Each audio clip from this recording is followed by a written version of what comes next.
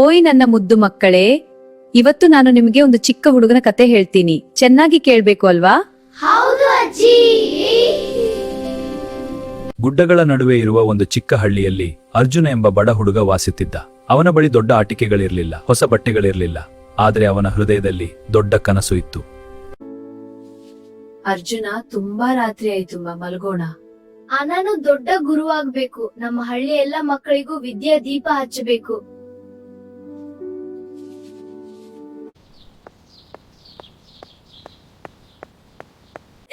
ನೋಡಿ ಅವನ ಚೀಲ ಎಷ್ಟು ಹಳೆಯದು. ಅವನು ಅವಮಾನವನ್ನು ಕೇಳಿದರೂ ಕನಸನ್ನು ಬಿಡಲಿಲ್ಲ.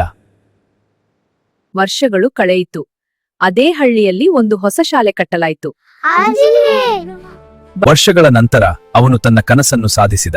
ಬಡತನ ಅವನ ದಾರಿಯನ್ನು ತಡೆಯಲಿಲ್ಲ. ನಿಮ್ಮ ಕನಸು ಚಿಕ್ಕದಾದರೂ ಪರವಾಗಿಲ್ಲ, ಆದರೆ ನಿಮ್ಮ ಹೃದಯ ದೊಡ್ಡದಿರಲಿ. ಮಕ್ಕಳೇ, ನೆನಪಿಟ್ಟುಕೊಳ್ಳಿ, ಒಂದು ಚಿಕ್ಕ ದೀಪವು ಕತ್ತಲನ್ನ ಓಡಿಸಬಲ್ಲದು. ಹಾಗೆಯೇ ನಿಮ್ಮ ಚಿಕ್ಕ ಕನಸು ನಿಮ್ಮ ಜೀವನವನ್ನು ಬೆಳಗಿಸಬಲ್ಲದು.